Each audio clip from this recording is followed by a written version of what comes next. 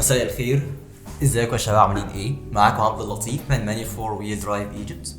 والنهارده ان شاء الله هكلمكم عن عربيه من العربيات اللي انا شخصيا بحبها جدا، الفانتوم بليد بلاك سبيشال. زي ما انتم شايفين العربيه الديزاين بتاعها تحفه بصراحه، وكمان شويه هفتح العلبه واوريكم العربيه على الطبيعه بتكون عامله ازاي. زي ما انتم شايفين هنا في تفاصيل عن الخامات المتصنعه منها الشاسيه وكده.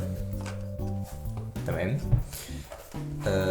بالنسبه للعربيه، اول حاجه عندنا هنا في الستيكر بتاعها، يعني الديزاين بتاعه تحفه زي ما انتم شايفين.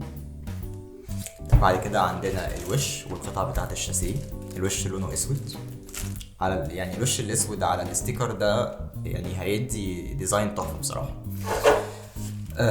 عندنا بعد كده الشاسيه بتاع العربيه.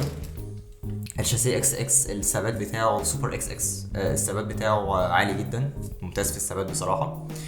وكمان بيجي معاها الكاوتش العريض ده برضه هيخلي الثبات بتاع العربيه اعلى على التراك، عشان مثلا انت لو بتلعب على تراك في مناطق كتير وانت مش عايز تحط تعديلات كتير على العربيه او ما الى ذلك يعني.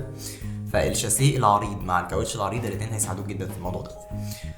وطبعا بعد كده عندنا باقي المحتويات بتاعت العلبه، التروس، الموتور، وبعد كده القطعه اللي بتركب عليها الرولرز اللي ورا والجنوط. وطبعا ده كتالوج علشان يقول لك ازاي تركب العربيه، والموضوع يعني سهل جدا، ما فيهوش اي تعقيد. بس كده، دي كل حاجه بالنسبه للعربيه دي. اشوفكم الفيديو الجاي ان شاء الله. سلام.